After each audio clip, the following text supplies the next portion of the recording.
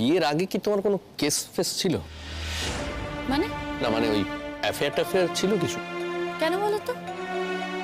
এসব কথা জিজ্ঞেস করছো কেন তুমি আমাকে?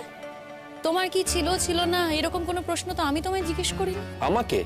তুমি আমাকে জিজ্ঞেস করবে? আমাকে জিজ্ঞেস করলেও যা হবে, না জিজ্ঞেস করলেও তাই হবে। আমার তো কিছু ছিল না, সিম্পল। তোমার কেন মনে হচ্ছে যে আমার কিছু ছিল? না, তার কারণ হচ্ছে তুমি এই যে এই মনের কথা টথা এসব বলছো না, এগুলো তো প্রেম প্রেম হলেই হয় মানুষের। আমার এসব এত মনের কথা নেই, ওসব আমি বুঝিও না।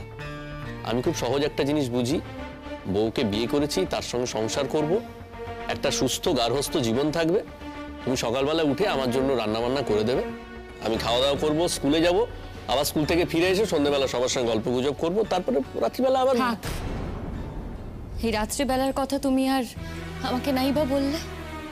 মানে মানে কি বলতে চাইছো তুমি? আমি তো দেখছি তোমার বউকে শুধু রাত্রিবেলাই প্রয়োজন। হ্যাঁ, তো বউকে আর কোন সময় দরকার হয় মানুষ? এত ছোট করো না তুমি আমাকে, দয়া করে এত ছোট করো না। এত ছোট করার মতো মেয়ে না আমি নই। তোমাকে আমি ছোট করছি মানে আমি বুঝতে পারছি না তোমাকে কিভাবে ছোট করলাম। শোনো, এই স্বামীর ভালোবাসা না পেলে না বউরা নিজেরাই কমপ্লেক্সে ভোগে। আর তোমাকে তোমার স্বামী ভালোবাসতে চাইছে, কাছে আসতে চাইছে, আর তোমার মনে হচ্ছে যে এটা আশ্চর্য। মানে তোমার কি বলো তো, তোমার কি মানে মাথার কোনো গন্ডগোল আছে? আমার কাছে না ভালোবাসার মানে একেবারে আলাদা। ও, কি বোঝো তুমি ভালোবাসা মানে? যাই মানে হোক না কেন, তোমাকে বলে কোনো লাভ নেই, তুমি বুঝবে না। তো কাকে বলে লাভ আছে? আজ যাকেই বলি না কেন, তোমাকে বলে যে কোনো লাভ নেই সেটা বুঝে গেছি। ফাইন, খুব ভালো। শোনো, আমার ওসব দরকারও নেই। আমার যেটুকু দাবি দেওয়া সেটুকু মিটিয়ে দিলেই হবে, ব্যাস, আর কিছু চাই না। ও হ্যাঁ, ভালো কথা, আরেকটা ইম্পর্টেন্ট কথা তোমাকে বলা হয়নি, সেটা বলে রাখা ভালো।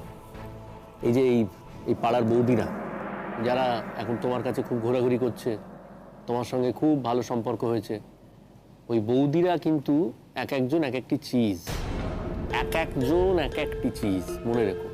তুমি কিন্তু ওদের ফাঁদে পা দিও না একেবারে। ফাঁদে পা দেবো মানে? না মানে ওই এখন তো ওরা খুব ভাব করতে আসছে তোমার সঙ্গে, তো বেশি ভাব টাপ করো না ওদের সাথে। দেখো, প্রত্যেকের সাথে আলাপ হয়েছে আমার তোমাদের মাধ্যমে, তারা এসেছে আমার সাথে কথা বলতে, আমি কথা বলেছি। আর আমার তো একবারও কাউকে দেখে খারাপ মনে হয়নি, আমার তো সবাইকে ভালোই লেগেছে। ওই তো, ওই জন্যই বলছি তুমি তো দুদিনে ওদেরকে বুঝে উঠতে পারবে না। সেই জন্য বলছি ওদের সঙ্গে বেশি মেলামেশা করো না, এটা মা পছন্দ করবে না একেবারে। আচ্ছা, আমাকে কি সবকিছুই তোমার মায়ের কথা মতো করতে হবে? তোমার মায়ের সব কথাই মেনে চলতে হবে? ডেফিনেটলি চলতে হবে। মানেটা কি? মা তো গার্জেন, মায়ের কথা শুনে চলবে না মানে? তাই বলে কি নিজের কোনো ইচ্ছে অনিচ্ছে থাকবে না? না, থাকবে না। কিসের ইচ্ছে অনিচ্ছে থাকবে তোমার? দেখো শিমুল, তুমি একটা বাড়ির বউ হয়ে গেছো, সেই বাড়িতে সবাই রয়েছেন, গুরুজনেরা রয়েছেন, আমার মা রয়েছেন, আমি রয়েছি। আমাদের যা ইচ্ছে অনিচ্ছে সেইগুলোই তোমাকে মেনে চলতে হবে, সেটাই তোমার কাজ। একটা কথা বলো তো, তোমাদের বাড়িতে তো প্রতীক্ষাও আসে, প্রতীক্ষার সঙ্গে আমার এত ডিফারেন্স কেন? তোমার মা এত আলাদা আলাদা করে দেখে কেন? প্রতীক্ষার বেলায় 7 খুন মাপ, আর আমার বেলায় সবেতেই রাগারাগি। তুমিও তো তাই করো।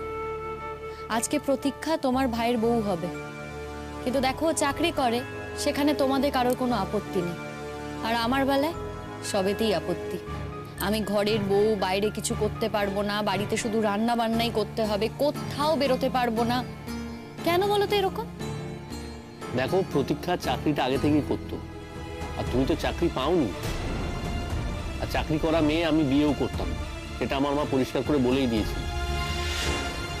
আর তুমি তো সব জেনে শুনে এসেছো শিমু, এখন সব প্রশ্ন উঠছে কোত্থেকে? আচ্ছা, সবাইকেই যে চাকরি করতে হবে তার তো কোনো মানে নেই বলো, অন্য কিছুও তো করা যায়। অন্য কিছু মানে? যেমন তুমি কি করো? আমি তো নাচ করতে পারি, আমার নাচ করতে খুব ভালো লাগে। নাচ? মানে তুমি ঘরের বউ দেই দেই করে নাচবে? হ্যাঁ, ঠিক বাকি আছে। আমি কিন্তু গান গাইতেও জানি। প্লিজ শিবু, দয়া করে এখন আর তুমি আমাকে গান শোনাতে এসো। তোমাকে আমি গান শোনাবো? আমি ভাবতেও পারি না। দাঁড়াও দাঁড়াও দাঁড়াও, কি বললে কথাটা? না মানে এর মানে কি? কি মনে হয় আমি এসব কিছু বুঝি না? হ্যাঁ শিমুল, তুমি কিন্তু ভুলে যেও না আমি একটা স্কুলের শিক্ষক। হ্যাঁ, আমাদের স্কুলে রবীন্দ্র জয়ন্তী হয়, তারপরে আরো অনেক অনুষ্ঠান হয়, টিচার্স ডে প্রোগ্রাম হয়, সেখানে অনেক ছাত্রছাত্রীরা গান বাজনা করে। তা তোমার কি মনে হয় আমি এইসব গান ফান কিছু বুঝি না? হ্যাঁ, মানে আমার ভেতরে ওই কালচার ফালচার এসব কিছু নেই। তোমার মধ্যে যদি সত্যি কালচার থাকতো না, তাহলে এই কালচার ফালচার কথাটা তুমি বলতে পারতে না। যাই হোক, বাদ দাও এসব কথা। রবীন্দ্র জয়ন্তীতে কেউ পার্টিসিপেট করলেই না সংস্কৃতিবান হয়ে যায় না।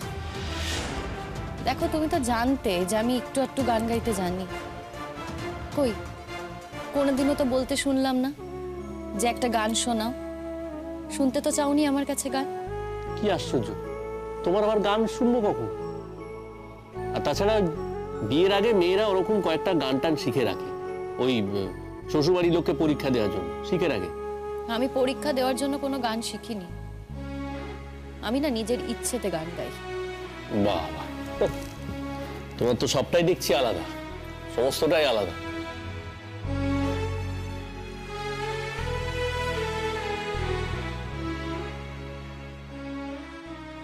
অনেক রাত হচ্ছে,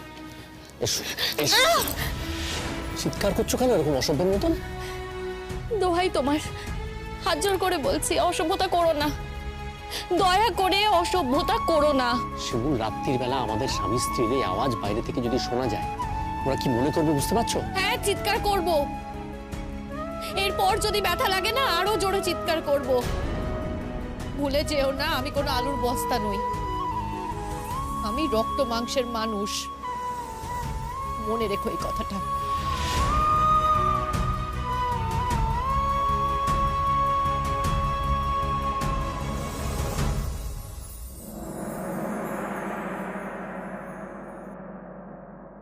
মা, দেখো আমরা চলে এসেছি মা। এই দেখো, ওরা না ও বাড়ি থেকে কত বড় মিষ্টির হাড়ি পাঠিয়েছে। ও কি কথা? এমন ভাব করছো যেন জীবনে কখনো মিষ্টি খাওনি। সত্যি কথা বললাম অমনি তো আমার গায়ে লেগে গেল, তাই না? হ্যাঁ, আমি তো কত মিষ্টি খেতে চাই। এবার তো কটা মিষ্টি আছে শুনি। হ্যাঁ, আমাকে যখন ডাক্তার দেখাতে নিয়ে যাস, রাস্তার মোড় দিয়ে মিষ্টির দোকানগুলোতে মিষ্টিগুলো জুজুর করে দেখতে থাকি। কতবার বলেছি আমার দুটো মিষ্টি খাওয়া, মিষ্টি খাওয়া, মিষ্টি কিনে দিস। ওই শুরু হয়ে গেল তুই তুকারি। তোর মুখে না দেবো একটা বাড়ি আমি। কি হলো? বলি নবাব নন্দিনীর বাড়ি আসার সময় হলো? কেন মা, আজই তো আসার কথা ছিল। কই ওকে নাকি একবারও তো ফোন করে জিজ্ঞেস করলে নে মা আজকে শরীরটা কেমন আছে? আপনার ছেলে তো ফোন করেছিল আপনাকে। মা, তুমি এখন ভালো আছো তো মা? আর আমার ভালো থাকা না থাকায় কি এসে যায় বাপু?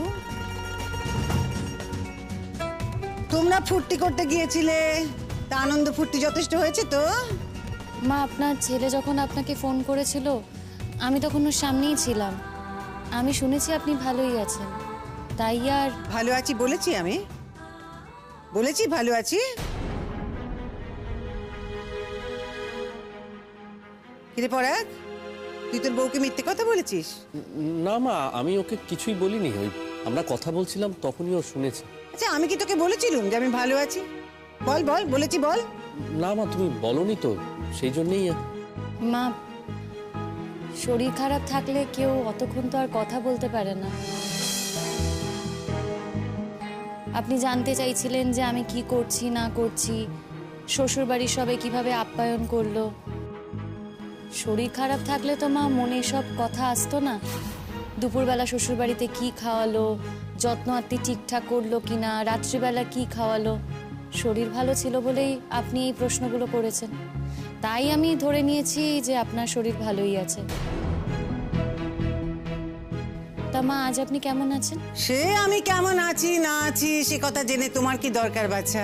বারে, আপনি আমার শাশুড়ি মা, আপনি কেমন আছেন না আছেন আমাকে তো জানতেই হবে।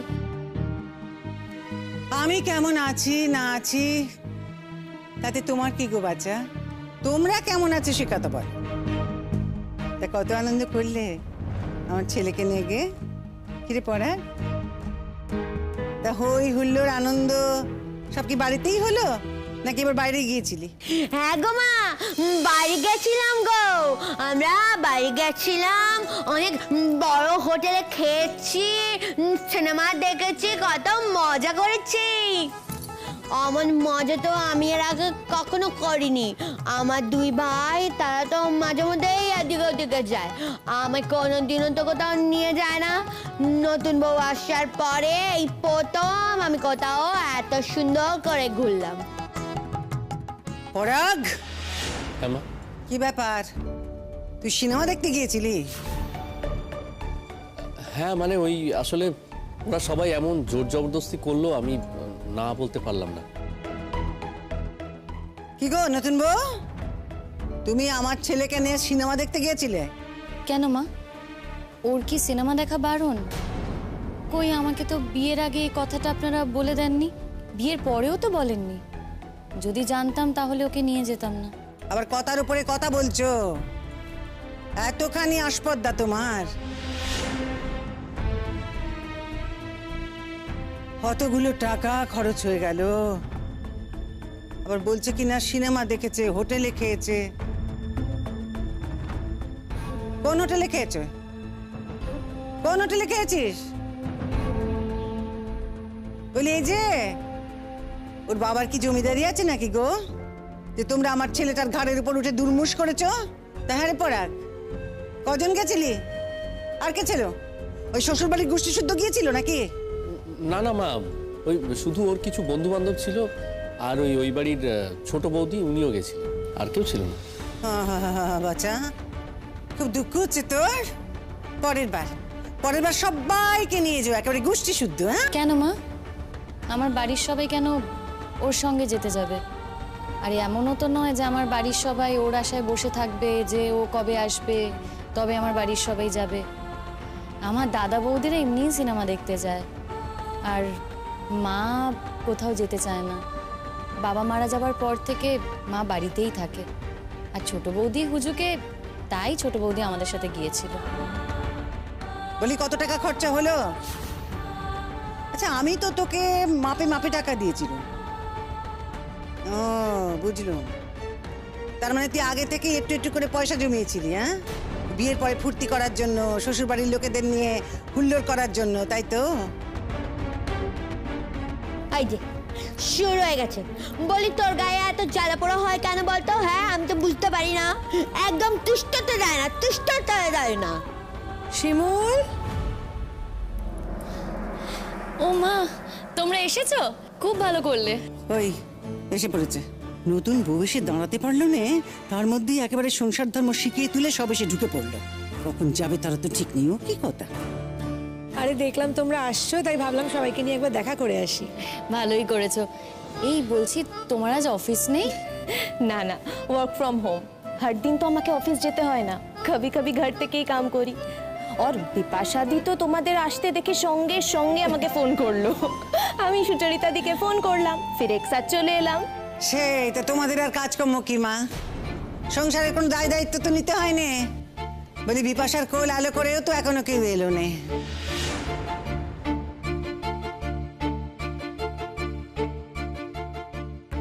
আরে যে শীর্ষা, চাকরি বাকরি করো বলে তুমি কি একেবারে মাথা কিনে নিয়েছো গো? সংসারের একটি কাজও তো করতে পারো না, তোমার শাশুড়ি মা তো তাই বললে। আর সুচরিতা, তার কথা আর কি বলবো গো? তার কথা বলার মতন তো কোনো অবস্থা নেই, তার তো আবার স্বামী নেই। তাতে কথা বলি মা, তোমার স্বামী সে তো এমনিতেই ছেড়ে চলে গেছে। এবার শ্বশুর বাড়িতে যেটুকু আছো সেটুকু যদি বন্ধ হয়ে যায় এই সমস্ত করে, তখন? এসব করে মানে ঠিক বুঝলাম না কাকিমা। বুঝলে না? এই যে ওর চুরি কে ডাকলে আর সঙ্গে সঙ্গে তুমি চলে এলে। বলি তুমি তো একটা বউ, শ্বশুর বাড়িতে থাকো, তা শ্বশুর বাড়ির লোকেদের তো একটা মান ইজ্জত আছে নাকি? তুমি বাড়ির বউ, তুমি সকালবেলা ড্যাং ড্যাং ড্যাং ড্যাং করে বেরিয়ে পড়লে। যাদের মান ইজ্জত যাবে তারাই ভাবুক, যাদের ভাবনা তারা ভাবলেই তো ভালো, তাই না? আপনি কেন শুধু শুধু ভাবতে যাচ্ছেন বলুন? সহ্য যদি করতেই হয় সেটা তো আমাকেই করতে হবে, আমার হয়তো আপনি গিয়ে করবেন না, তাই না? আমার মনে হয় এই বিষয়ে আপনার না ভাবলেই চলবে। এই জন্যই তোমাদের তো কিছু বলতে চাই না। যাক, আমরা একটু শিমুলের সঙ্গে কথা বলতে এসেছি। শিমুল, এই যে তুমি মায়ের ঘর গেলে কেমন কাটলো? খুব ভালো কেটেছে গো, কিন্তু কি বলো তো, একদিনে কি আর মন ভরে? সেই তা আসতে গেলে কেন গো মা? বলি থেকে গেলেই তো পারতে। না, বিয়েটাও তো না করলেই পারতে, কিন্তু বিয়ে করলে তো শ্বশুর বাড়ি আসতেই হয়। আচ্ছা মা, আপনি সবসময় সব কথা এইভাবে ধরেন কেন বলুন তো? দেখুন, আপনারও তো একদিন এই বয়স ছিল, বিয়ের পর আপনিও মাঝে মধ্যে বাপের বাড়ি যেতেন। তা বাপের বাড়ি থেকে যখন আসতেন, আপনার কি তাদের জন্য মন কেমন করতো না?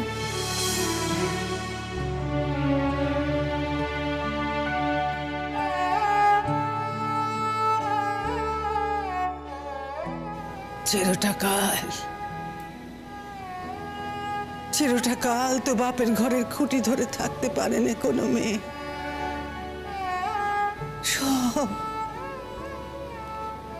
সব মেয়েকেই তো কোনো না কোনো সময়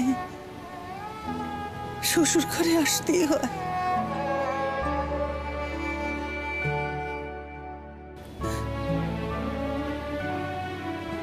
তো যাক, বলছিলাম যে ওই আমোদার লাত কেমন হলো সে তো শোনাই হলো নে। কিরে পরাগ, সে কথাটা আমাকে বলার মতন দামও বুঝে দিবি না আজকাল? হ্যাঁ হ্যাঁ মা, ওই ওই তো তোমাকে বললাম, ওই হোটেলে খাওয়া দাওয়া হলো। আর তা টাকা পেলি কোথায়?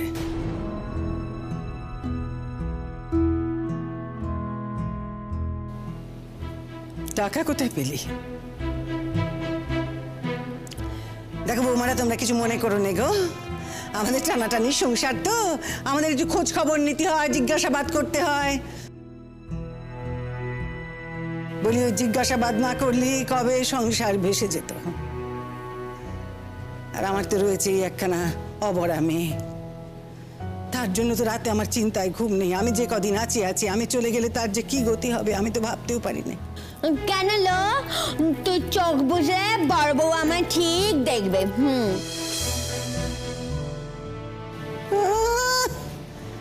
চার ঢোক জল বেশি খাচ্ছে এখন বড় বউয়ের নামে। বড় বউ দেখবে, দেখা আছে আমার, দেখা আছে, জানা আছে সব। আচ্ছা মা, আপনি এই ধরনের কথা কেন বলছেন বলুন তো? কেন এসব কথা বলছেন? আপনার কি বা বয়স হয়েছে যে আপনি এখনই চলে যাওয়ার কথা বলছেন? এখন তো আপনার সংসারে সুখভোগ করা উচিত। সারা জীবন এত কষ্ট করেছেন, এখন আমি এসেছি, আমাকে একটু সুযোগ করে দিন আপনার সেবা যত্ন করার। আমার সেবা করবে তুমি মা? তুমি সেবা করবে আমার? সে কপাল করে তো আমি আসিনি। সে জাগে বলছিলাম যে আমার ছেলের ঘাড় ভেঙে টাকাগুলো খরচ করলে কি করে গো? এরপর ওই বউ বিয়েতে যে টাকা পেয়েছি না, সে টাকাও তো আমার কাছে আছে, তাইলে টাকা পেলি কোথায়? টাকা পেলি কোথায়?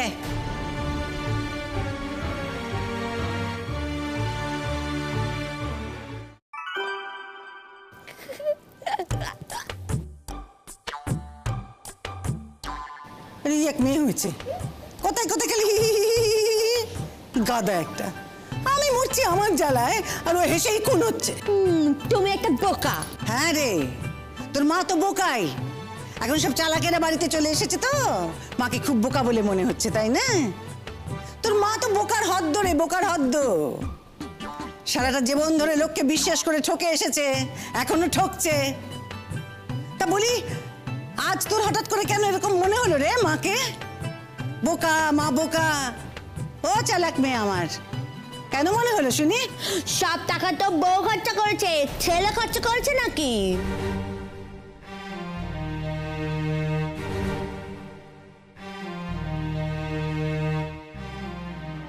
বউ খরচা করেছে? ও বুঝলাম। তার মানে বিয়েতে পাওয়া টাকা তুমি সবটা আমাকে দাওনি? ও ওখান থেকে সরিয়ে রেখেছিলে? আমার বাবা মা আমাকে এই শিক্ষা দেয়নি মা। যা টাকা পেয়েছি সব আপনাদের দিয়ে দিয়েছি। বলি তাইলে কি টাকাটা গাছে ফললো? চাকরি বাকরিও তো করো নে, টাকাটা এলো থেকে? এখন তো বলবে আমার মা দিয়েছিল। তোমার মায়ের যে কত মুরত সে তো আমার জানা আছে বাপু। ওই বিয়েতে জিনিসপত্র দেখেই আমি বুঝেছিলাম।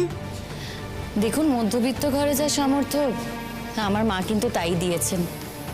আমার বাবার পেনশনের টাকা, তাও তো মা দাদাদের ঘাড়ের ওপরই সব চাপিয়ে দিয়েছে। যদিও বা আমি চাইনি আমার দাদারা আমার বিয়ের দায়িত্ব নিক। দাদাদেরও তো একটা সংসার আছে, তাদেরও ভবিষ্যৎ আছে। কিন্তু তাও আমাদের দেশ তো সেই দাদাদের ঘাড়ে এসেই পড়লো। দায়িত্বও নিয়েছে, অনেক খরচাও তো করেছে। থাক, সেই সব কথা বলে তো আর কোনো লাভ নেই। আর যে টাকাটা আমি দিয়েছি না মা, সেটা কিন্তু আমার টাকা।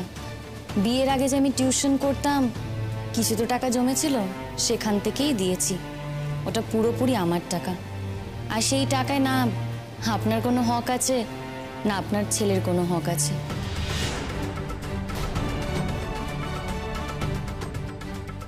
কি করব বলুন তো মা, নিজে থেকে টাকা না দিয়ে? আপনার ছেলে তো অক্ষম, 500 টাকার বেশি শ্বশুর বাড়িতে নিয়ে যায়নি। ওখানে সবাই ছিল, মান সম্মানেরও ব্যাপার ছিল। তাই আপনাদের সম্মান বাঁচাতে, আপনার ছেলের সম্মান বাঁচাতে আমি 5,000 টাকা হাতে তুলে দিয়েছি। 5,000 টাকা? বুঝো বুঝো বুঝো বুঝো বুঝো, কত বড় নবাব নন্দিনী এসেছেন আমার বাড়িতে। হ্যাঁ, এক সন্ধ্যেতে 5,000 টাকা একবারে উড়িয়ে দিল গো, ওই সিনেমা দেখে আর হোটেলে খেয়ে। এর থেকে কমই হতো না মা, এর কমে করাও যায় না। আরে 5,000 টাকায় যে করেছে এটাই তো অনেক আছে। 5,000-এ আর কি হয়? সে তুমি চাকরি বাকরি করো মা, তোমার মুখে এই সমস্ত কথা শোভা পায়। কিন্তু যে কথাখানা বলছে তার তো কানা করিও মুরদ নেই। ওই কানাকড়ি মুরদেই আমি ওইটুকু করেছি, ওটা আমার রোজগারের টাকা। যাকগে, প্রথমবার বিয়ের পর শ্বশুর বাড়িতে গেছে, ওখানে তো বরের মুখটা একটু উজ্জ্বল করতেই হবে। কাকিমা, আপনার বউ কিন্তু খুবই লক্ষ্মী। দেখুন, ও কিন্তু চাইলে এই টাকাটা নাও দিতে পারতো। একটু তো এভাবেও ভেবে দেখতে পারেন বলুন।